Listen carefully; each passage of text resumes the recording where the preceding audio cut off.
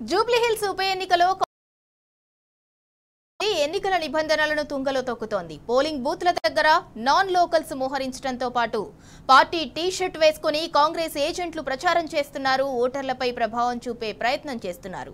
కాంగ్రెస్ నేతల తీరుపై బీఆర్ఎస్ తీవ్రంగా అభ్యంతరం వ్యక్తం చేసింది. ఈ అంశంపై బీఆర్ఎస్ నేతలు ఎన్నికల రిటర్నింగ్ అధికారికి ఫిర్యాదు చేశారు. కాంగ్రెస్ ప్రజాప్రతినిధులు నేతలు ఎన్నికల నియమావళిని అధికారులు చూసి చూడనట్టు వ్యవహరిస్తున్నారని ఫిర్యాదులో పేర్కొన్నారు.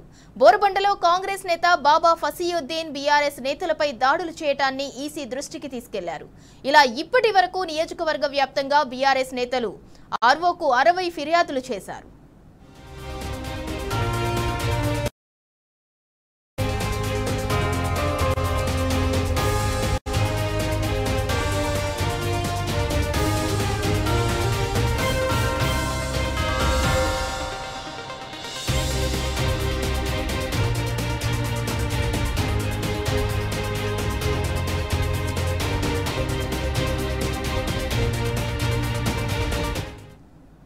ఒక పక్క పోలింగ్ జరుగుతుండగానే కాంగ్రెస్ నేతలు ఓటర్లను ప్రలోభ పెడుతుండటాన్ని బీఆర్ఎస్ నేతలు ఫిర్యాదులో పేర్కొన్నారు. కాంగ్రెస్ అరాచకాలను ఎప్పటికప్పుడు రిటర్నింగ్ అధికారి, ప్రధాన ఎన్నికల అధికారి దృష్టికి బీఆర్ఎస్ తీసుకెళ్తోంది. కాంగ్రెస్ నాయకులు బౌన్సర్లతో ఓటర్లను బెదిరిస్తున్న తీరును ఎన్నికల సిబ్బందికి, పోలీసులకు బీఆర్ఎస్ ఫిర్యాదు చేసింది.